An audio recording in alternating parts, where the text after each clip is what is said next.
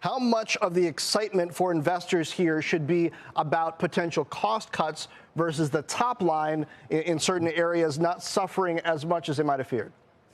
Look, I think that Google or Alphabet's positioning right now is one where you're really looking for the revenues to accelerate, to improve from here.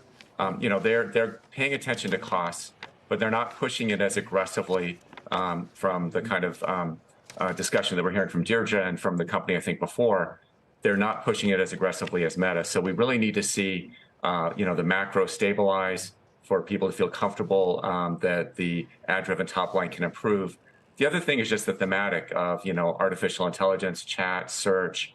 Not a lot they can say right now. I think time will tell. But everything they can say that talks about confidence, talks about how they can manage it, talks about their ability to withstand the innovation wave and get in front of it, I think is going to be helpful for this equity. Okay, Barton, if you want to see top-line growth from Alphabet, you're an investor, they're not going to be able to do big M&A probably, right? Because the regulators don't like that these days. What's going to move the needle for them? I mean, in cloud, they've got some growth going and they made it profitable. It looks like maybe by taking some costs and moving them to another division, that's a quicker way to get there. But where do you get that top-line growth when you're already this big and the economy is slowing? Look, there is a secular kind of migration of ad dollars from television to online video. They're well exposed through YouTube.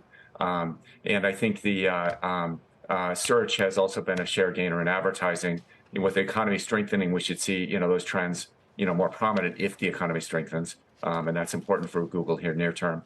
And then there's cloud. I mean, the cloud business, they're, not the leader. They're kind of a share gainer. They should have an opportunity to outgrow the leaders. And I don't know that they're doing that in this quarter, but they're certainly putting up some good top line there, and we'd like to see that continue.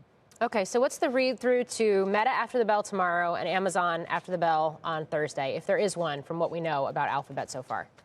Well, look, I think that, from what I see with Alphabet and what I heard about Microsoft, it doesn't sound like the cloud computing businesses, AWS, that the industry is really falling off a cliff. It looks steady as opposed to terrible. So that takes away a little bit of fear around Amazon. In terms of the ad market, we want to listen on the call and hear anything they have to say about what's happening right now.